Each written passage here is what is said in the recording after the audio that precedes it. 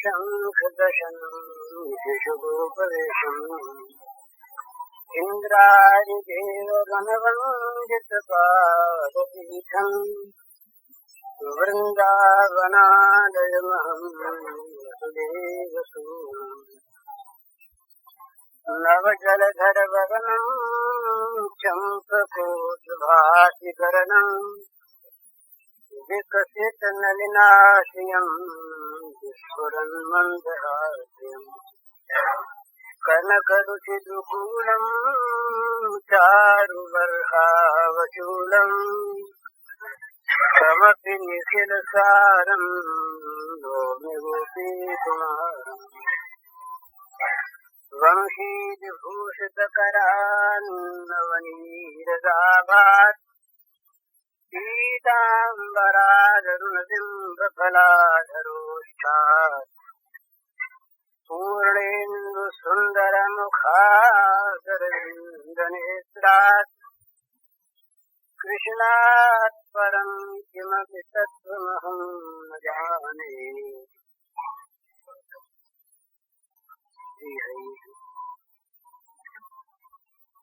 कई पन्ने आज भी मिल गए।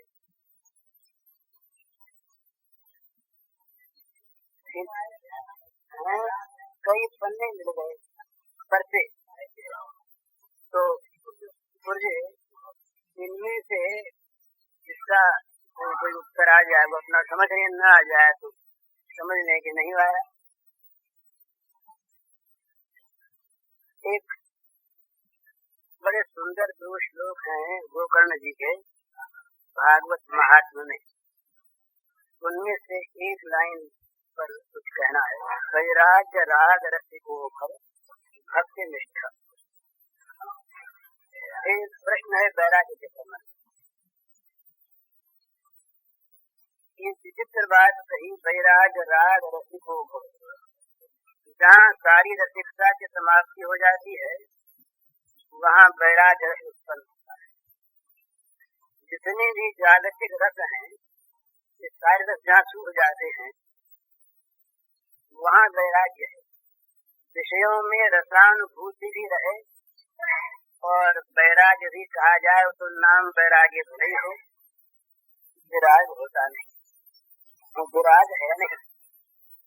तो समस्त जगत के ये लौकिक पारलौकिक समस्त विषयों में सर्वथा रस शून्यता का बोध, सर्वथा उनसे तृष्णा हो जाना, ये वैराग्य है। पर फिर वैराग्य में इस प्रकार का रस होता है, वैराग्य में इस प्रकार का रस होता है जिसका रसिक बनने के लिए कहा गया। वैराग्य राग रसिको भव, विराग रूपी राग के रसिक बन जाओ। तो भोगों के तो रसिक हम सभी बने हुए हैं, चाहे रस शास्त्र का ज्ञान न हो, पर भोगों के रसिक बनकर और उनका व्यवहार करते रहते हैं। लेकिन विराग में एक रस है, वैराग्य में एक आनंद विशेष है, वैराग्य में एक राग है। ये स्वरूप अनुभव है जो सचमुच वैराग्यवान महापुरुष होते हैं। हम लोगों को तो अनुभव नहीं। तो ऐसा कहते हैं कि जहाँ तक विषयों में जरा सा भी अनुराग कहीं पर है वहाँ तक सुख का नाश नहीं। जरा सा भी कहीं पर विषयानुराग किसी विषय में है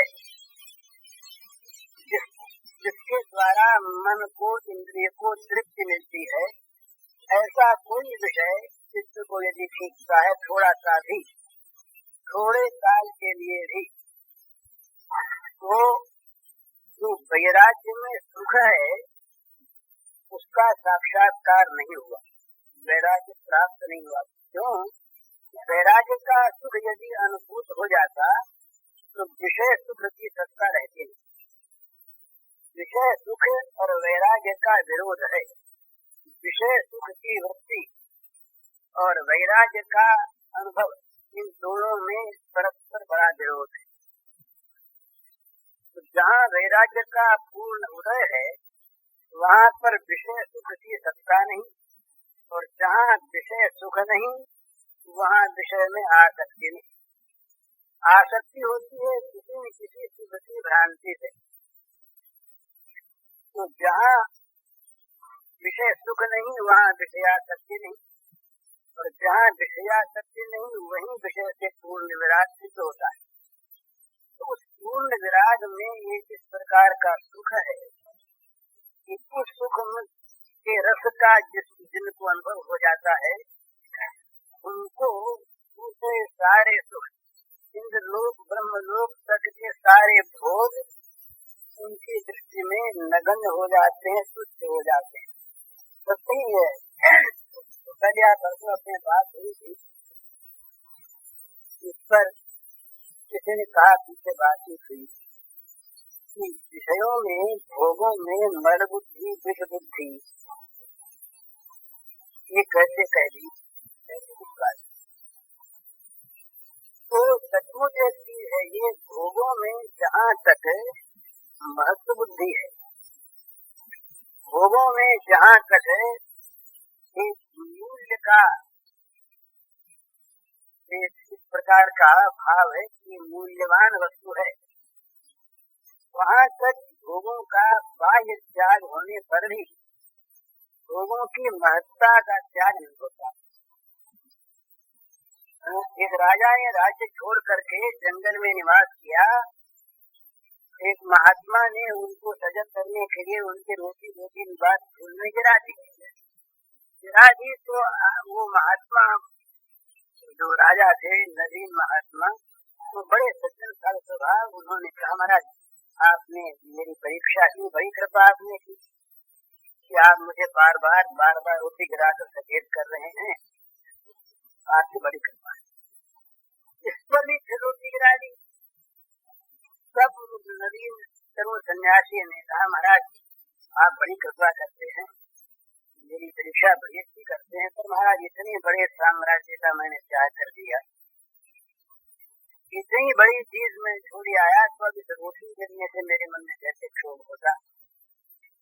तो वृद्ध महात्मा जी ने हंसकर कहा, इसीलिए रोटी गिराई है भैया मैंने, तुमको अभी राज्य त्याग की स्मृति है और राज्य का इतना बड़ापन, ये राज्य का महत्व तुम्हारे मन पर अभी अंकित है, इसलिए इस त्याग का भी त्याग करना चाहिए। ये जहाँ तक त्याग में कुछ त्यागी रहता है अहंकार करने वाला, वहाँ तक पूर्ण त्याग नहीं होता। मैंने त्याग किया, मैंने कर्म का परित्याग कर दिया, इस प्रकार अहंकार एक नवीन कर्म का चिन्ह कर देता है। वहाँ पर कर्म में तो अहंकारी कर्म होता है, मैंने किया, और जहाँ पर वो किया, त्याग किया, त्याग की वस्तु में महत्ता का बोध है, बड़ी भारी वस्तु का त्याग कर दिया। तब तक उसकी महत्ता का त्याग नहीं हुआ, मन से उसकी महत्ता रह गई, बनी रह गई, मिट्टी नहीं। लेकिन जहाँ मल बुद्धि विष बुद्धि से त्याग होता है, वहाँ त्याग की महत्ता नहीं रहती, विपत्ति घटी। एक पेट साफ हो गया, मल निकल गया, अथवा विष कभी मार देता, वो विष छूट गया, इस प्रकार की बुद्धि होती है। असत्ता न होने पर भी सत्य, दो ही बात है, विषयों की सत्ता नहीं, और यदि है तो दुख रूप, यदि है तो दुखालयम अशाश्वतम अनित्यम ऐसा है, और नहीं सत्ता नहीं तो सत्ता नहीं की बात छोड़ दें, तो जहाँ सत्ता है वहाँ विषय दुख रूप है, ये बात माने। तो वैराग्य के सुख का जब उदय होता है, तब जो पहले राग वाली जितनी वस्तुएं थी, उन सब वस्तुओं की महत्ता तो मिट ही जाती है, फिर उनका त्याग सहज होता है। और जहाँ उनका त्याग जबरदस्ती कहीं हो जाता है, मन में एक वृत्ति रुचि हो गई ना उन विषयों से, तो सुख का बोध होता है। और ये स्वाभाविक चीज है। ये अनुकूलता और प्रतिकूलता ये हमारे मन के समय समय पर बदलने वाले भाव है। भला आज हमारा पुत्र बड़ा प्रिय है, और कल यदि किसी चीज को लेकर अनबन हो जाए आपस में, पिता पुत्र में भी विरोधी भाव हो जाए, तो वो पुत्र फिर अनुकूल नहीं रहता, प्रतिकूल हो जाता है। वो पिता प्रतिकूल हो जाता है, उसकी क्रियाओं में प्रतिकूलता का आभास होता है।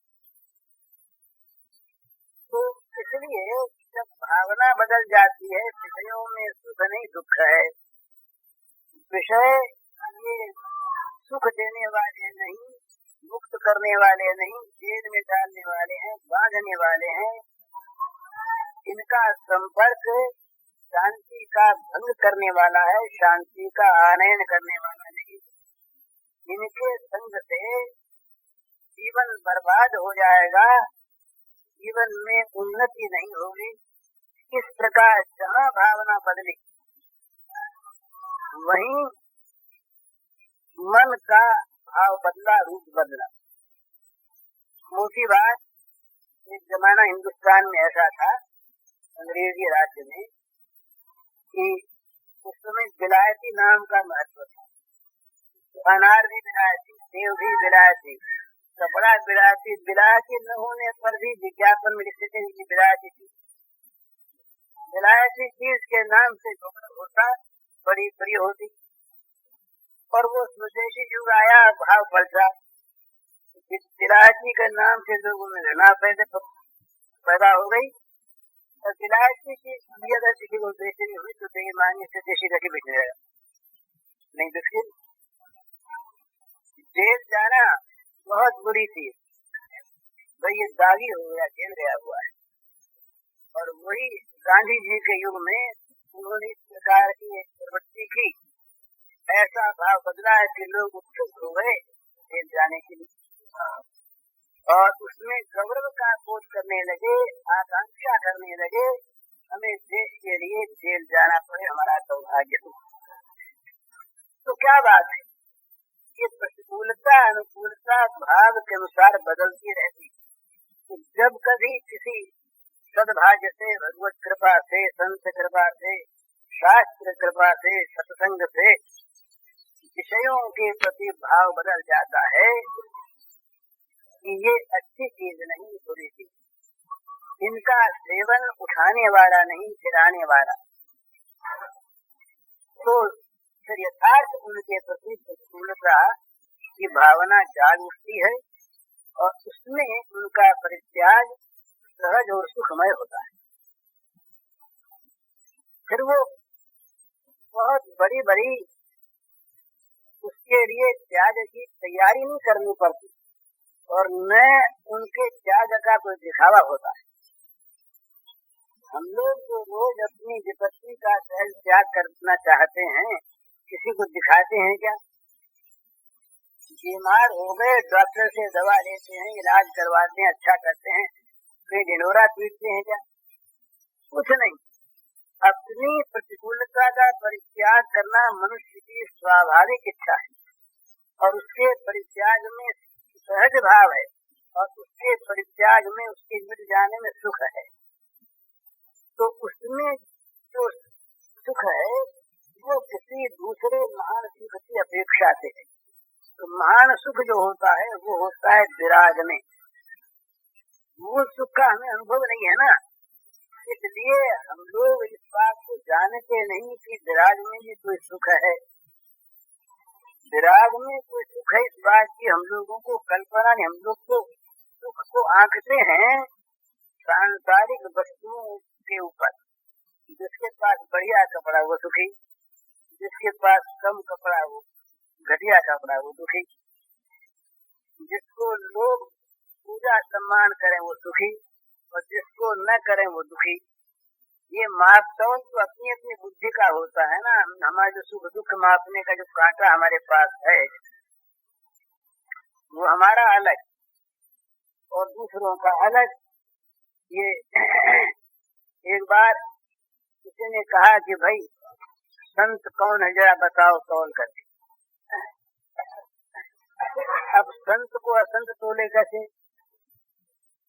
जिसकी बुद्धि में विषयों की महानता है, उसकी बुद्धि में त्याग का महत्व आता ही नहीं। तो या तो उसे मूर्ख मानता है, या मंदभागी मानता है, या दयनीय मानता है। बेचारा कुछ है नहीं इसके पास। पर वो किस आनंद में है ये तो वो जानता है। प्रहलाद ने पूछा, भूत भी मोटे ताजे पड़े बालों में मस्त हंस रहे। बोले महाराज क्या बात है, आपको चिंता उनता होती नहीं, आप मस्त पड़े हैं। न कुछ सामान आपके पास, न कपड़ा लत्ता आपके पास, न कोई घर आपके पास, क्या बात है? भाई हमारे पास मौज है। खाने पीने का यह हाल है कि कभी हमको कोई माल खिला दे, मेवा मिश्री मिष्टान खिला दे, और कभी रूखा सूखा मिल जाए, कभी मिले ही नहीं। तो हम मौज में रहते हैं। हमारी मौज को वो खाने का बढ़िया सामान तो बढ़ा नहीं सकता, तो घटिया सामान घटा नहीं सकता। कहीं हम मखमली गद्दे पर सो जाते हैं और कहीं तप्त बालुका में पड़े रहते हैं। वो तप्त बालुका और वो मखमली गद्दा हमारे इस मन की मौज को घटा बढ़ा नहीं सकते। ये आत्मानंद, ये आत्म सुख जो है ना, ये हमेशा अपने पास है, हर अवस्था में रहता है। और उधार सुख, ये पराई आशा का सुख जो है ना, ये उधार सुख है। मिले न मिले, मिले तो लेना पड़े ब्याज व्याज लगा करके, तो बड़ी मुश्किल होती है। तो उसका मूल्यांकन नहीं कर सकता विषय भूत विरागी के आनंद का। तो कहा भाई कैसे तोले? तो वो तोलेगा इस बात पर। स्वामी जी महाराज बोले तो पता लगाएगा इनके आसन में, इनके पास कंबल उम्बल सोने होने के लिए ठीक है कि नहीं। बोले कंबल तो ठीक नहीं है। तो बोले बेचारे दुखी है, क्या कहें, किससे कहें, कैसे दुखी। तो अब अपनी आंख से उसको देखेगा। बोले इनको कोई कुटिया बनी कि नहीं? बोले नहीं, कुटिया तो नहीं बनी, जहाँ तहाँ पड़े रहते हैं। तो बेचारे दुखी है। इन वस्तुओं पर वो आंखेगा, सुख दुख। तो उसके लिए कहा कि भाई दो कांटे होते हैं, एक पत्थर लकड़ी, बड़े बड़े लक्कड़ तोड़ने का बड़ा भारी कांटा, और हीरा तोड़ने का जौहरी का छोटा सा कांटा जो उसकी जेब में भी आ जाए। कहीं हीरे का तोड़ करने के लिए वो लकड़ी पत्थर तोड़ने वाले कांटे को आदमी लगा दे और कहे कि इस पर तोड़ के देखो कितना वजन होता है हीरे में। तो हीरा बेचारा उस बड़े कांटे की किसी छेद में पड़ा रहे, उसका वजन क्या होगा? कौन उसके वजन को जाए? और वो तोड़ने वाला कहेगा ये तो किसी काम का नहीं, जरा सा भी पलड़ा झुका ही नहीं। तो इसमें क्या है? अरे विषयों में, संसार में कहीं पलड़ा झुका हुआ होता। कोई सन्यासी भी है, कोई महात्मा भी है, उनका बड़ा मान है, तो मानते भाई ये उसको झुका हुआ है। पर जिनको कोई जानता नहीं, जिनका बाहरी महत्व कुछ नहीं, कोई वजन है ही नहीं, जिनका सारा वजन खो गया। त्यागी कौन? जिसमें सांसारिक वजन नहीं रहा, जो सांसारिक तौल में कभी तुलते नहीं, जो सांसारिक कांटे में तोले नहीं जा सकते, वो संत। और सांसारिक कांटे में जो तोले जा सकते हैं, मान में, धन में, सम्मान में, अधिकार में, पद में, ख्याति में, वो हम जैसे ही हैं, अलग नहीं। जहाँ स्वहित की उपेक्षा है, वहाँ स्वहित की भी उपेक्षा हो गई, और जहाँ परहित का विनाश है वहाँ स्वहित नष्ट हो जाएगा। तो इस प्रकार से सेवा के द्वारा अपना संवर्धन करें, अपने आप को बचाए, इसमें कोई आपत्ति बात नहीं। एक धर्म के कई ब्रांचेस हैं, इसके जिनमें जो ब्रांच है, जो शाखा है, उसको देखे, संभाले, उसकी जिम्मेवारी है, उसको संभालना चाहिए, देखना चाहिए। परंतु उसी फर्म के दूसरी शाखा को जानबूझ के नुकसान पहुंचाकर अपना लाभ करना चाहे, तो वो असल में वो मैनेजर उस धर्म का द्रोही है, वो ठीक ईमानदार कार्यकर्ता नहीं। इसी को हम अपने स्थान में ठीक समझ लें। अपना अपना काम सब करें, बिना राग द्वेष के सबकी उन्नति चाहते, सबका भला चाहते हुए, तो देश की सेवा अपने आप हो। ठीक यही बात भगवान की।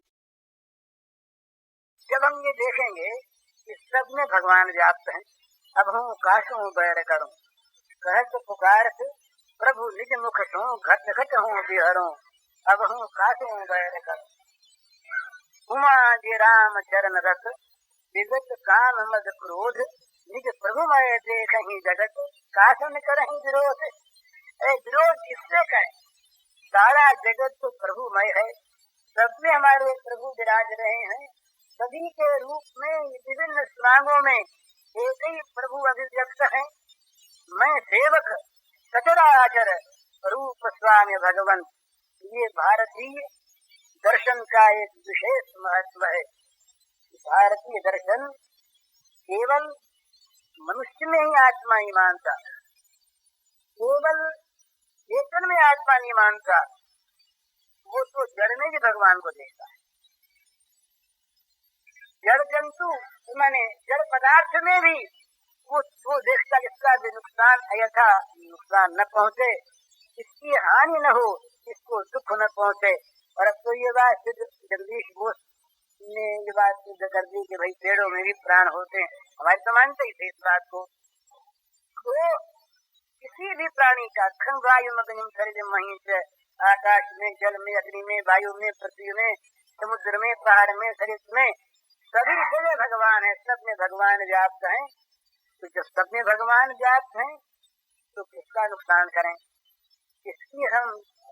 किसके साथ बैर करें, किसको हम हानि पहुंचावें? जिसको हानि पहुंचावेंगे हमारे भगवान की हानि होगी। तो भक्त में भगवान ने जहाँ भक्ति की परिभाषा आरंभ की, ये 12वें अध्याय में भक्त की भगवान ने परिभाषा दी, लक्षण बताए। तो वहाँ बाहरी लक्षणों का नाम नहीं दिया, वो भी आवश्यक है। भाई जिस क्षेत्र में हो उस प्रकार का हमारा देश भी हो तो ठीक है, पर देश ही स्वरूप नहीं है। देश तो धंधे को भी दान कर सकते हैं। किसी ने 1920-21 की बात है, गांधी जी बेट ने लिखा कि आपके जो चेले हैं वो हम लोगों को ठगते हैं, हम उन्हें ठगा। उदाहरण दिया, उन्होंने नवजीवन जैसे चलता था, उन्होंने ये लिखा भाई तुमने कैसे मान लिया कि हमारे अनुयायी हैं?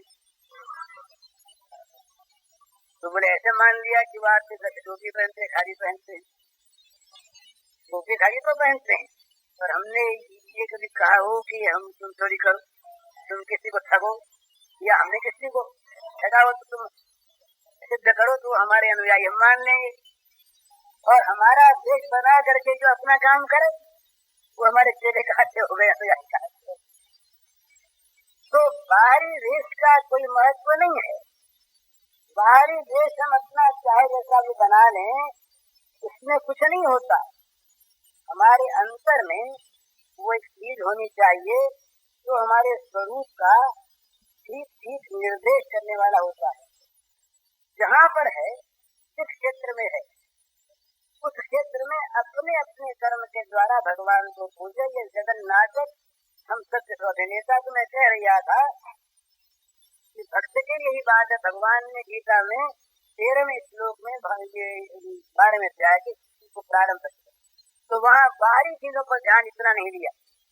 मैंने इस प्रकार से तिलक करे, ऐसे राम नामी पहने, मेरी तरह से गले में कंठी बांध ले, हैं, इनका विरोध नहीं है। उन सबकी भी अपने अपने क्षेत्र में अपने अपने स्थान पर महत्व है। इनका होना चाहिए, इनका होना लाभदायक, हानिकारक कदापि नहीं। साधु का वेश भी बचा देता है कोई कोई, लेकिन अगर ये ठगने के लिए हो तो तिलक भी अच्छा नहीं और खादी की गांधी टैप भी अच्छे। अगर ठगने के लिए गांधी टैप है वो भी खराब, ठगने के लिए खादी पहननी हमने ये भी खराब, तो ठगने के लिए राम नाम ही ओढ़ दी, ये भी खराब। एक घटना सुनाऊं मैं आपको सच्ची, आक्षेप मत समझिएगा कोई। बॉम्बे में ये कई 100 साल से कुछ बाद की पहली की बात, रिजर्व बैंक था वहाँ पर, रिजर्व बैंक हो गया। तो रिजर्व वो सब अंग्रेजी थे सब, तो यूरोपियन सब मैनेजर थे।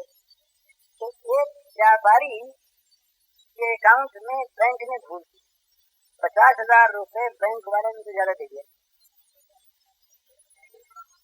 उस व्यापारी ने अपना हिसाब दिखाया, 100 रुपये ज्यादा है। तो वो व्यापारी बैंक मैनेजर के पास, आप अपना अकाउंट देखिए, आपके हिसाब में भूल मालूम होती है। उन्होंने कहा अच्छा देखें, हिसाब देखा, उनको कुछ समझ नहीं आया। उन्होंने कहा हमारी कोई, हमारे अकाउंट ठीक है। उन्होंने कहा नहीं साहब, पूरा आपके यहाँ फिर से देखी, फिर देखा, नहीं ध्यान में आई, भूल पे ऐसी भूल हो गई। उसने भूल बताई, 4,000 रुपये आपसे ज्यादा गए हमारे यहाँ, 6 रुपये आप ले। भूल देखी गई, भूल मिल गई, 10,000 रुपया वो दे गया, उन्होंने ले लिया।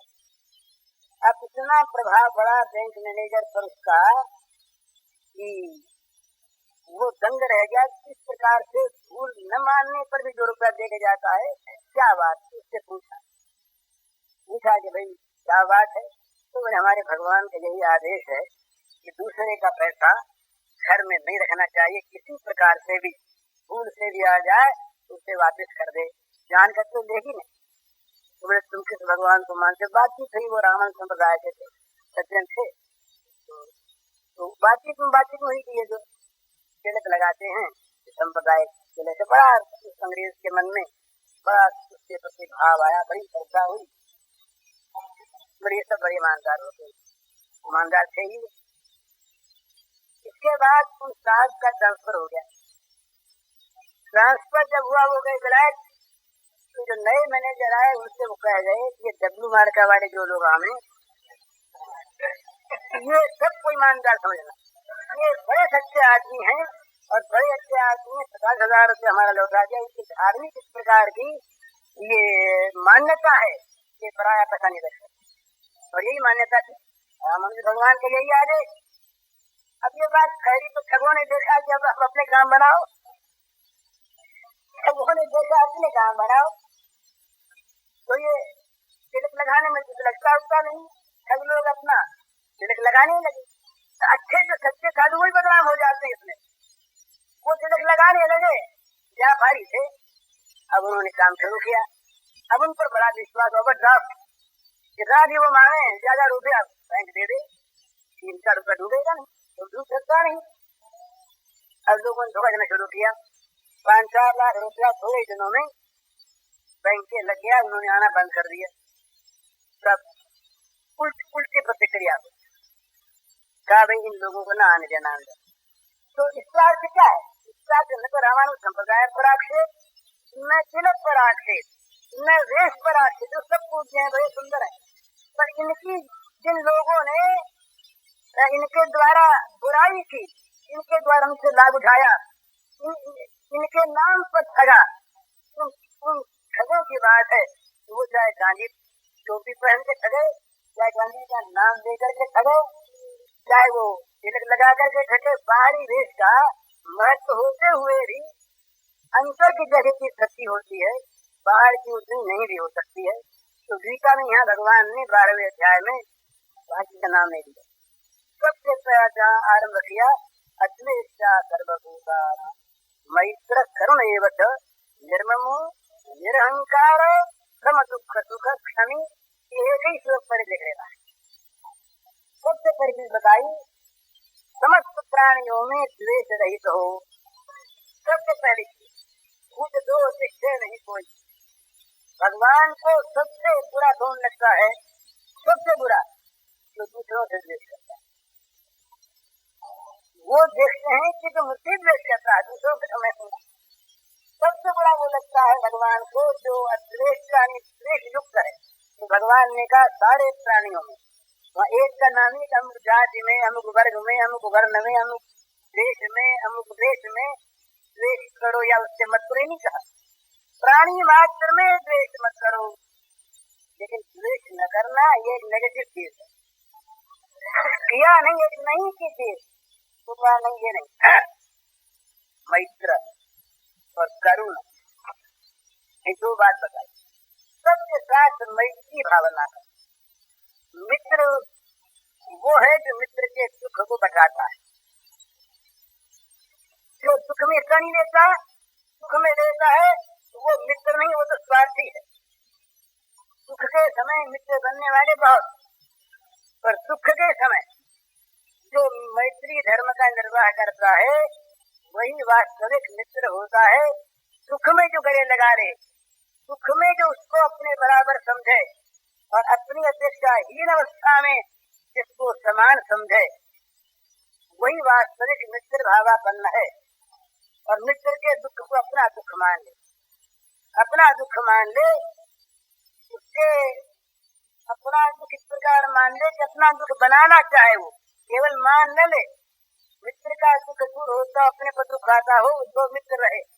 ये यूरोपियन कथा है, बड़ी सुंदर। दो दोस्त रहे, पिताजी के पास दो दोस्त रहे, तो उनमें क्या हुआ कि किसी कारण से एक को सजा हो गई फांसी, तो दूसरा मित्र ने दूसरे ने चाहा कि ये बच्चा बदले में फांसी हो जाए।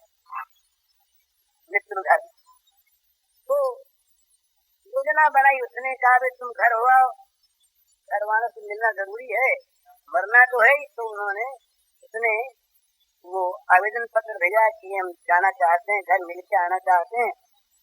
अब आने जाने के लिए रेलवे 3 महीने का अवकाश, तो ये राज्य की ओर से कहा गया कि बदले में कोई तैयार हो तुम्हारे, तो तुम्हारी जगह रहे, और तुम अगर ना आओ तो तुम्हारे बदले में सजा वो भुगत ले, ऐसा कोई तुम दे सको आदमी एवज में जमानत में, तो तुम जा सकते हो। तो वो तो तैयार था ही।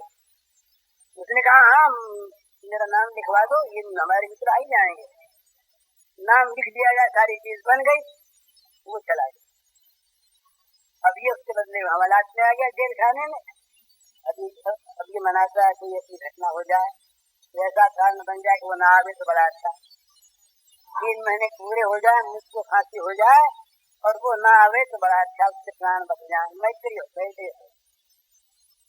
तो अंतिम दिन आ गया, अब फांसी का समय आया, फांसी के कच्चे तो ले जा गया उसको, तैयारी। अब वो देखता जल्दी फांसी लग जाए, वो कहीं आ न जाए। उसने कहा भाई तुम अपना काम करो ना, देखो समय हो गया, दिन आ गया, तुम देर क्यों कर रहे हो? तो आया नहीं। कहा शाम थोड़ी हो गई है, ये क्या जल्दी लगाओ। इतने में आवाज सुनाई दी, दूर से घोड़े की टाप सुनाई दी, आ गया मैं आ गया, फांसी न लगे मैं आ गया। पहुंच गया, संध्या हो गई। अब दोनों इस बात से झगड़ा हो गया। वो कहता है कि तुम देर से आए, तुमको फांसी नहीं होनी चाहिए, हमको होनी चाहिए। वो कहे हम तो आ गए, तुम फांसी हुई कहा, हमको होनी चाहिए। ये मृत्यु के लिए इस प्रकार का उत्साह जहाँ होता है ना, वहीं तो प्रेम धर्म का वास्तविक विकास है। वास्तव में हम सभी मित्र बन जाते हैं। कुछ दिन मैंने सुनाया था ना आपको, कन्हैयालाल दत्त वो अलीपुर बम के सजा वाले, 23 दिन में 20 पाउंड खून बढ़ गया उस लड़के का फांसी की सजा सुनने के बाद। क्या चीज, चाहे वो खून को हम बुरी चीज समझे, नंद गोस्वामी को उसने मारा, वो क्यों मारा, वो वहाँ की क्रांति शास्त्र की अलग चीज है, उससे मतलब नहीं। पर मतलब है उसके मन से, उसके मन को कितना संतोष था अपनी क्रिया से कि मरने वाले का खून बढ़ जाए, खून सूख जाए महाराज, कई पाउंड कम हो जाए। 20 पाउंड 10 शेर वजन बढ़ गया 23 दिन में। रोज आज के वजन बढ़ा, मामूली चीज थोड़ी है। तो अब ये खबर पहुंची राजा के पास, इसको फांसी चढ़ाएं। फांसी एक को होनी है और 2 तैयार हैं। ये लड़ाई बचने की लड़ाई नहीं है, मरने की लड़ाई है, विकट लड़ाई है। तो महाराज उसके बाद राजा आए, राजा स्वयं आए। राजा ने कहा क्या बात है? तो बात पूछी, उसने कहा 3 महीने का समय था, ये हमारे मित्र देर से आए, फांसी हमें लगनी चाहिए। उन्होंने कहा हम पर आ गए, 3 महीने का दिन थोड़े ही बीता, हम आ गए, हमको लगनी चाहिए। तो उन्होंने कहा तुम लोग हो कौन? बोले हम मित्र, दोनों दोस्त हैं। तो राजा ने कहा भाई तू एक काम को तुम लोग दोनों की फांसी सजा मार, तीसरा मित्र हमको बना लो। ऐसे मित्र इस प्रकार के मित्र हो तो क्या चाहिए, वो तो मैत्र करुण ये बचा। ये बुद्ध धर्म में मैत्री भावना का बड़ा जोर दिया। मित्र भावना अगर हम जगत में जागृत कर लें प्राणी मात्र के साथ तो जगत का सुख बहुत कुछ दूर हो जाए अपने आप। प्रयास नहीं करना पड़ता, छीना झपटी नहीं करनी पड़ती। छीना झपटी तो जहाँ लेना ही लेना देना नहीं वहाँ होती है, वो जहाँ दोनों दें वो दोनों को मिलेगा। इसलिए कितने झगड़े है ना इसीलिए होते हैं कि हरेक पक्ष लेना चाहता देना कोई नहीं चाहता। लेना चाहने में क्या झपटी होगी। अपनी संस्कृति में दो चीज थी, उसके बदल बदल आ जाए, वो था त्याग और कर्तव्य। उसके स्थान पर आ गया अर्थ और अधिकार। जहाँ सब त्याग करें सब क्या रहेगा, और जहाँ सब कर्तव्य पालन करें सबका अधिकार रहेगा। और केवल अधिकार और अर्थ के लिए लड़ाई होगी तो घर घर में होगी, मोहल्ले मोहल्ले में होगी, गांव गांव में होगी, देश देश में होगी, विश्व विश्व में होगी, रहेगी नहीं होनी, क्योंकि ये तो इसका स्वरूप यही है। बस सबने भगवान को देखता है, भगवान की बात हम घर ही कह दें, कहना बड़ा सहज है। तो सबने भगवान को देखकर सबको सबकी सेवा की भावना से अगर कर्म करेंगे तुम्हारा किसी का बुरा हमारे द्वारा जान बूझ कर हो रहा है। कैसे हो सकता, अपना बुरा हम करते हैं क्या, वो अपना बुरा ज्ञान में भले कर लें, आवेश में भले कर लें, पर बुद्धि पूर्वक अपनी बुद्धि जहाँ तक काम देती है वहां तक अपना बुरा कोई कर नहीं सकता। और ये बुद्धि अगर सब में प्रयुक्त हो जाए, सब भगवान के रूप है, सब एक आत्मा है, तो अपने आप होगा। तो ये एक बात बहुत ध्यान में रखने की है, जगत में कभी आज नहीं कभी अगर सच्ची शांति आवेगी, सच्चा सुख आवेगा और सच्चा युद्ध का विनाश होगा, तो वो होगा आध्यात्मिकता से ही, भौतिकता से होगा ही नहीं। भौतिकता का विरोध नहीं है, भौतिकता के हमारे यहाँ तो ये पुरुषार्थ चतुष्टय में अर्थ भी और काम भी, अर्थ और काम का निष्कासन नहीं है, निर्वासन नहीं है, और अर्थ और काम हो धर्म नियंत्रित और उनका लक्ष्य हो मोक्ष। इस प्रकार से यदि होता है तो अर्थ और काम दोनों पवित्र हो जाते। अर्थ वो जो सबको सुख पहुंचावे, काम वो जो सबकी कामना पूर्ण करे। नहीं तो थोड़े से क्षेत्र में जब अर्थ और काम आकर के सीमित हो जाते हैं तो गंदे हो जाते हैं। इनका जितना विस्तार है उतना ये पवित्र होते हैं। तो सारे जगत में भगवान भरे, ये जब होगा तो मैत्री भावना होगी। उसके बाद एक चीज और आवेगी बड़ी सुंदर, मैत्री भावना में बराबरी है, लेकिन जहाँ दुख है विशेष वहाँ बराबरी से काम नहीं करते। विपत्ति काल कर सतगुण मेरा, दुख में विपत्ति में एक करुणा होनी चाहिए, मन में हृदय रोने लगे। विपत्ति को देखकर जिसका मन करुणार्द्र नहीं होता वो मानव असुर मानव होता है। किसी को विपत्ति में देखकर जिसके जिसका हृदय द्रवित नहीं होता, पिघलता नहीं, तो तीसरी बात कही भगवान ने, करुण एवं करुणार्द्र हृदय हो। दुख को देखकर किसी के भी इससे सहन न हो, दूसरे का सुख अपना दुख बन जाए। हिंदू धर्म में महाराज बड़ी सुंदर परिभाषा है दया। दया की दुकान नहीं खुलती, सेवा की दुकान नहीं खुलती। जहाँ दुकान खुलती है वहाँ, जहाँ दुकान है वहाँ व्यापार भी होता है। ये दुकान में तो व्यापार होगा, भाई सेवा हमने की, बदला क्या मिलेगा? बदला न मिले सेवा क्यों करे? बदला अगर न मिला, कैसे भी मिले, आज मिले, 10 दिन के बाद मिले, 10 वर्ष के बाद मिले, पर अगर बदला न मिला तो हम ये काम करें क्यों, दें क्यों? तो सेवा दया ये कारोबार नहीं, व्यापार नहीं। दया कैसे की परिभाषा किया हमारे यहाँ अत्री ऋषि का बात है, वो कहते हैं परेवा बंधु वर्गेवा, मित्रे श्रेष्ठी वा सदा आत्म्य रक्षितव्यम तो दयेशा परिचेता। जहाँ दया में अपने पराये का भेद है।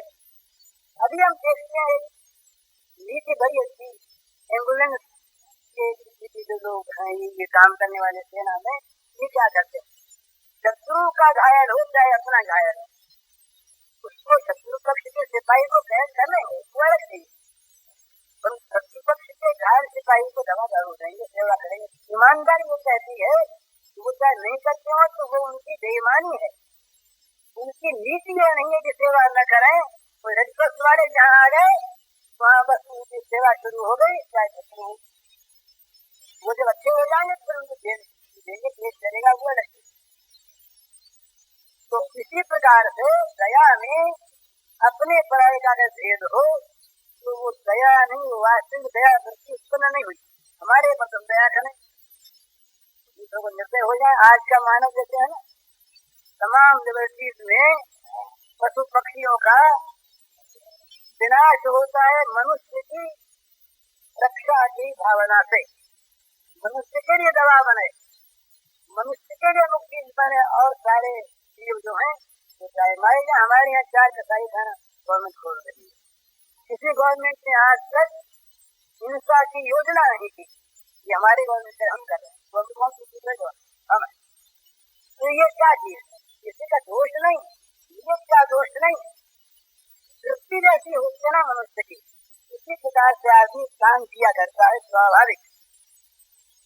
तो दया अगर अपने पराये का भेद कर दे तो दया नहीं, मित्र और शत्रु का भेद कर दे तो दया नहीं। जिस किसी को विपत्ति में देख है, विपत्ति दिखते ही उस विपत्ति की स्थिति अपने अंदर आ जाए, उसका दुख अपना दुख बन जाए और अपने दुख को मिटाने के लिए चेष्टा करे, इसका नाम है। दूसरे का दुख अपना दुख बन जाए सब मिटाने की चेष्टा हो, वो चेष्टा होती है अंदर से, उसमें दिखवापन नहीं है, उसमें बदला पाने की इच्छा नहीं है, उसमें नाम की इच्छा नहीं। अब अपने ही हम काम करते हैं, दौड़ेंगे धूपेंगे न मालूम कहाँ कहाँ जाएंगे, खुशामद भी करेंगे, दावत भी करेंगे, नीति भी कर लेंगे, कहीं कहीं अपने रक्षा करने। अगर ये भाव दूसरे के लिए भी हो जाए तो वहाँ जो काम होगा असली होगा। तो फिर इसी कहते हैं दया इसका नाम है, जो भेदभाव रहित व दुख निवारण की भावना से होती हो, इसका नाम दया है।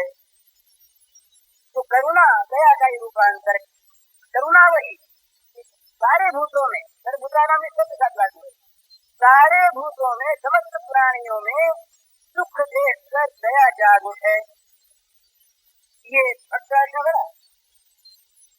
और निर्ममो निरहंकार सम दुख सुखन, दया करे पर कहीं मेरा न मान बैठे, हंस जाए। दया करे, सेवा करे, प्रेम करे, प्रेम में देना है देना नहीं, सेवा में देना है देना नहीं, दया में देना देना नहीं। और जहाँ ममता आई लेना आ गया, ले ही लिया, उसी वक्त ले लिया। हरिण को जहाँ तक दया का पात्र समझ के आने के बच्चे को घर में रखा की तब तक भर फंसे, तो जहाँ मेरा बच्चा तो वहीं फंस गए। तो जब और हुए महाराज, तो दया करे, प्रेम करे, द्वेष न करे, परंतु ममता न करे कहीं पर। और हम करने वाले, हम बड़े श्रेष्ठ, हम कर्तव्यशील, हम धर्मात्मा, हम भक्त, हम ज्ञानी, और ये सब जहाँ ये हम आया वहाँ सबके प्रति तुच्छता है। किसी बात को लेकर हम बड़े तो किसी को स्वाभाविक बात, क्या हम बड़े किसी बात में आए किसी बात में बड़ा होना ही छोटे के पेशा होगा। अगर छोटा कोई न हो तो बड़ा कोई कैसे हो? बड़े होने का अर्थ है वो किसी छोटा मानता है, छोटे के अपेक्षा से बड़ा सिद्ध होता है तो बड़ा सिद्ध नहीं हो सकता। तो अहंकार जो है ये बड़प्पन का घोषणा करता है, हम ऐसा करने वाले, हम भगवान कहते हैं निरहंकार, अहंकार न हो, वो बात बड़ी सुंदर लिखाई, सम दुख अपने सुख दुख में ऊपर की बात तो आ गई, दूसरे के दुख में दया करे, दूसरे के दुख में मैत्री भावना करे, दूसरे को सुख देने की कल्पना न करे, द्वेष न करे। तो अपने को दुख आ जाए तो सुख आ जाए तो उनको समान कर लिए भगवान का दिया हुआ मंगल वरदान। भक्त जो है दो बात समझता, दो बात समझता, बड़ा सुंदर भाव है। एक नीचा भाव, एक ऊंचा भाव। नीचे भाव में मंगल भाव बड़ा, और ऊंचे भाव में प्रेमास्पद का सुख, मंगल अमंगल। उसमें विश्वास है कि भाई भगवान जो करते हैं ये मंगल ही करते हैं, अमंगल करने करते हम जिसको सुख मानते उसमें भी मंगल, सुख मानते उसमें भी मंगल, अमंगल होगा नहीं। ये तो विश्वास की बात है, तो सुख दुख में सम रहता। और जहाँ प्रेम की बात, वहाँ तो बड़ी सुंदर भावना, बड़ी सुंदर भावना। वहाँ तो वो कहता है कि प्रेम के लिए अगर प्रेमास्पद किसी बात में सुखी होता हो तो बस वो हमारे लिए अगर सुखी चीज हो तो वो सुख हमको 1000 लाख सुखों की अपेक्षा अधिक सुख देने वाला है। तो सम दुख सुख भक्त जो होता है, सम दुख सुखी होता है, उसमें भेद नहीं होता। और फिर बर्ताव की बात आ गई, बदला लेने की भावना, किसी को दंड मिले ये भावना भक्त है। ये भावना भक्त में नहीं होती, दंड मिलने की भावना। क्षमी का अर्थ क्या है? एक होता है क्रोधी, एक होता है क्षमावान, दोनों में अंतर है। किसी ने हमारा बुरा किया और बुरा करने वाले के प्रति हमारे मन, हमारे शरीर में, हमारे जीवन में, हमारे अधिकार में उसका बुरा करने की शक्ति होते हुए भी क्रोध नहीं आया, विकार ही नहीं हुआ, इसका नाम तो अक्रोध है। बुरा करने की शक्ति न होने को जो क्रोध नहीं आता है उसकी महत्ता इतनी नहीं है। वो तो गमन अपने आप हो जाता है, एक से दो लगेंगे तो दो लगने के डर से एक नहीं मारता आदमी, कहीं आवेश में मार दे तो दो खा देता है। लेकिन बुद्धि अगर ज्यादा तो रहती है तो नहीं करता, वह क्रोध भी विवेक से दब जाता है। तो बुरा करने वाले का बुरा करने की क्षमता होते हुए भी बुरा करने वाले के प्रति मन में विकार न होना, क्षोभ न होना, इसका नाम अक्रोध है। और बुरा करने वाले का बुरा न हो इसकी व्यवस्था कर देना, इसका नाम क्षमा। प्रतिशोध की भावना बड़ी लंबी चलती है। प्रतिशोध की भावना, बदले की भावना। एक आदमी ने हमको 10 गाली दी, हमने 30 दे दी, इसमें तो हम उससे कितने सरदार हो गए, कोई बात करके बचा ही नहीं।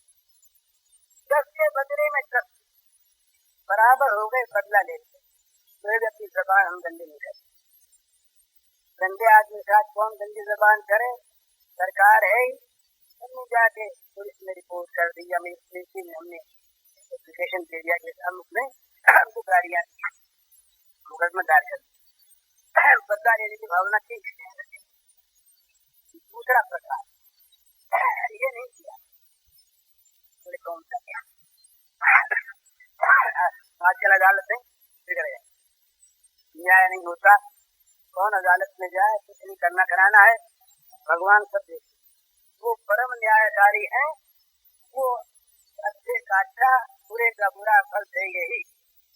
हमने भगवान के कोर्ट में नालिश कर, इसको इसके बुरे का फल भगवान आप जरूर दे दें, ये हमने इस प्रार्थना के रूप में, मान्यता के रूप में कह बदला दे। ये भी नहीं किया, बोले नहीं हम तो कुछ नहीं, बदला लेना जानते ही नहीं, कुछ नहीं करते। 10 वर्ष के बाद किसी ने उनका अपमान किया, बड़े जोरों से गालियां दी, फटकारा, मारपीट भी कर दी। हमें बात याद आ गई, देखो भाई भगवान के घर में न्याय तो है, कितनी खुशी की बात है ये। चाहे मुंह से न कहें, न्याय हो गया ना। इसलिए हमको निर्दोष को गालियां दी थी, आज देखो क्या हो गया, बदला नहीं। तो चाहे उसको ये गालियां के दूसरे क्रम से मिली हो, अपने उनको उसको अपने खाते में घटा लिया।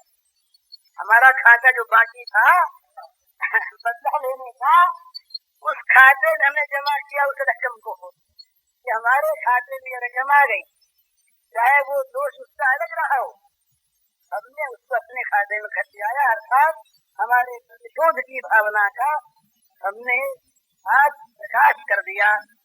यहाँ मन में प्रतिशोध की भावना रहती है महाराज, पर यदि हम भगवान मान तो बदला किससे लें? फिर तो ये होगा, ये जो घाव लगा है हमारे, ये घाव उस प्रीतम के हाथ की मार है।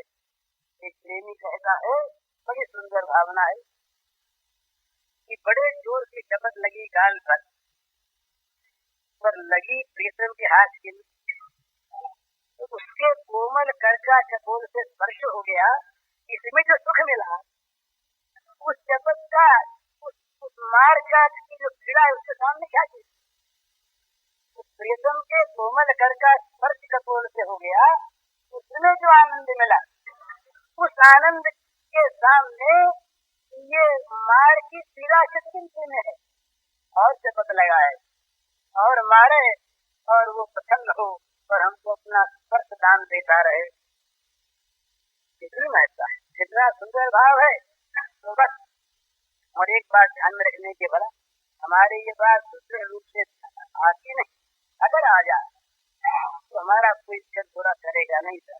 वो भगवान हमारे में नहीं हुई, हमारे भगवान जागेंगे तो कुछ दिनों में उसके भी जागे जाएंगे। अपने तो ये ख्याल रखे, पहले अपने भगवान को जगाए, अपने शैतान को सुला दे, अपने अंदर के पाप को पहले जब्त कर ले, अपने अंदर भगवान जागृत हो जाए तो दूसरे में जागृत होंगे। और हम चाहें कि दूसरों में सब में भगवान जाग जाए, और हम उन भगवान की पूजा करें बैर भाव से, उनके भगवान भी बैरी बन जाएंगे। पर अपने अच्छा काम करेंगे, वो लड़के भगवान ही तो सब नहीं लेते। तो जहाँ ये भगवत प्रेम, वहाँ क्या होता है, ये सब बातें अपने आप जागृत हो जाती हैं। तो इसीलिए कहा है कि ये भगवत प्रेम का जो मार्ग है, भगवत प्रेम का जो साधन है, भगवत प्रेम के साधन में कहीं पर भी रूक्षता कटुता है नहीं, कोमलता है। कोमलता क्यों है? जहाँ विशुद्ध अनुराग से सेवा की भावना है, सब जगह भगवान और सब जगह अपने भगवान की पूजा, नित्य पूजा। इसलिए उनके भगवान की जाति थोड़ी, उनके भगवान उनके साथ में चले। तो भगवान को दूसरे अलग रहने वाले भगवान मानते, वो तो अलग रहते। गोपियों के भगवान वो तो साथ रहते, गोपियों के भगवान जो है निरंतर गोपियों के साथ रहते हैं, क्षण भर के लिए भी विलग होते नहीं। क्यों नहीं विलग होते? विलग होने पर गोपी रह नहीं सकती।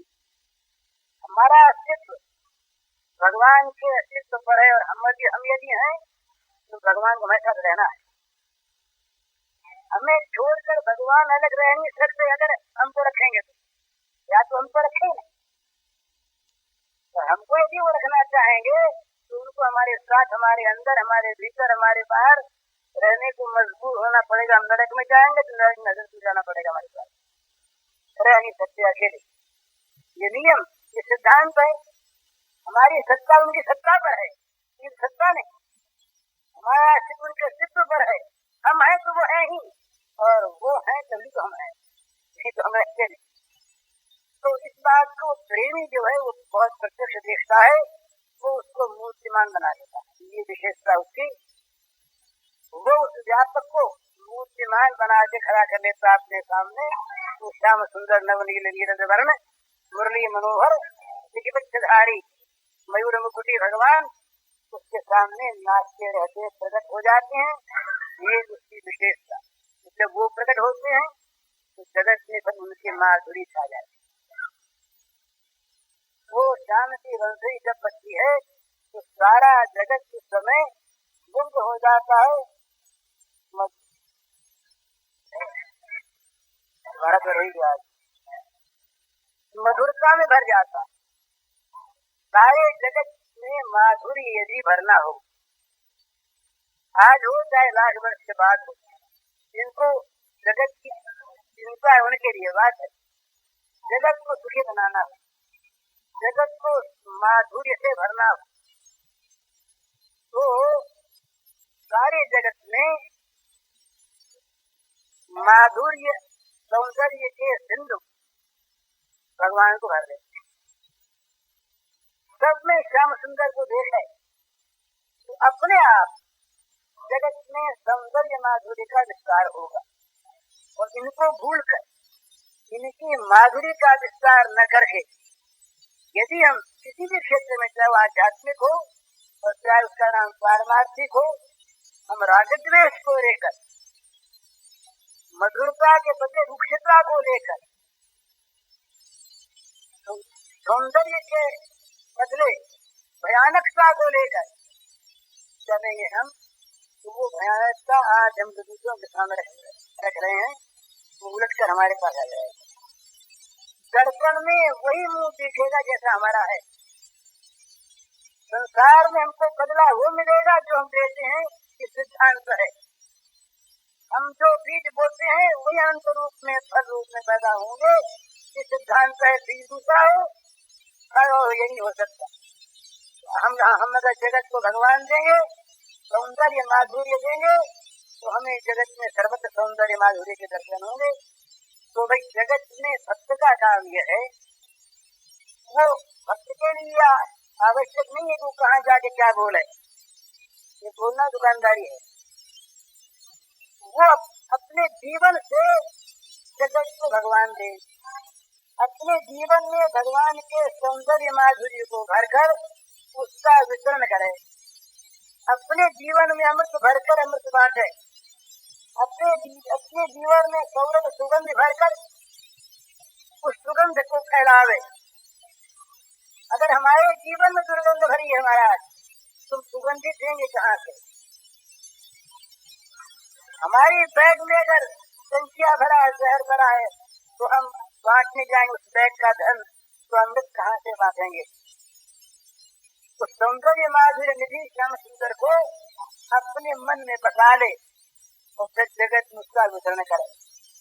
तो कभी आज नहीं कभी इसका यूँ कह दें कि जगत में जब कभी सुख शांति होगी, तो वो सुख शांति आध्यात्मिकता को लेकर होगी, भगवान को लेकर होगी, परमात्मा को लेकर होगी, परमात्मा के सौंदर्य माधुर्य के विस्तार से होगी, विनाश से नहीं। और ये हम कहते हैं, ये चीज है, आज की चीज है, कहीं इसमें सत्य का तथ्य भी है कि भाई विनाश ही विकास का पूर्व रूप है, क्रांति ही शांति का पूर्व रूप है। अशांति के बिना शांति नहीं होती, विद्रोह के बिना विद्रोह का शमन नहीं होता, ऐसा हम कहते हैं। और इसमें किसी अंश में कहीं पर उस क्षेत्र के लिए सत्य का तथ्य भी हो सकता है, परंतु साधक का, भक्त का ये काम नहीं। वो तो मूल की उसी को पकड़ा, मीठा ही दे, मिठाई दे, न कड़वा दे न कड़वा दे। वो बोले भाई लोग देते हैं, हम फिर क्या करें? तो देने वाले को देने तो अपनी मिठाई दो, अपनी दुकान में करवाट की चीज रखो मत, अपनी दुकान में जहर रखो मत, जो ले उनको दे दो, न ले छोड़ो। और यदि ऐसी दुकान बन जाए, ऐसा कारखाना हमारा हो जाए, ऐसी मशीन हमारी बन जाए, तो जहर भी आके अमृत बन जाए, हमारे कारखाने में आकर के तो निकले, और यहाँ आके अमृत बन के बाहर निकले।